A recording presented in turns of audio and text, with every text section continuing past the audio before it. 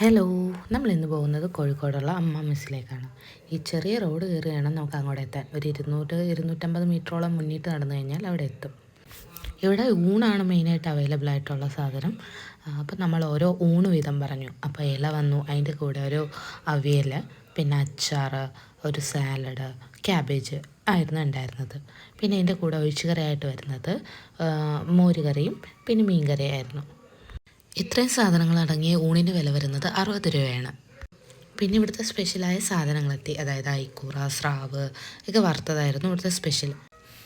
ഒരു ഐക്കൂറ വറുത്തതും ഒരു സ്രാവ് വറുത്തതുമാണ് ഞങ്ങൾ ഓർഡർ ചെയ്തത്. അതിൻ്റെ കൂടെ കിട്ടിയ ഗ്രേവി വളരെ ടേസ്റ്റി ആയിരുന്നു. ചോറിൻ്റെ കൂടെ അത് മാത്രം കഴിച്ചു കഴിഞ്ഞാൽ തന്നെ നല്ലോണം ഫുഡ് കഴിക്കാൻ പറ്റും. മീൻ വറുത്തതിൻ്റെ വില കുറച്ച് ഓവർ പ്രൈസ്ഡ് ആയിട്ട് തോന്നിയെങ്കിലും ഓക്കെയാണ്. 170 റുപ്പീസും 180 റുപ്പീസും ആയിരുന്നു മീനിൻ്റെ വില വരുന്നത്. ഒരു മസ്റ്റ് ട്രൈ ഐറ്റം അല്ലെങ്കിലും ഒരിക്കലെങ്കിലും ട്രൈ ചെയ്ത് നോക്കാൻ പറ്റുന്ന ഒരു ഊണ് തന്നെയാണ് ഇവിടുത്തത്. അപ്പോൾ ഉച്ചക്കൊക്കെ വരുമ്പോൾ നല്ല ക്രൗഡഡ് ആണ്, ഇവിടെ സീറ്റ് കിട്ടാൻ ഇച്ചിരി പാടാണ്.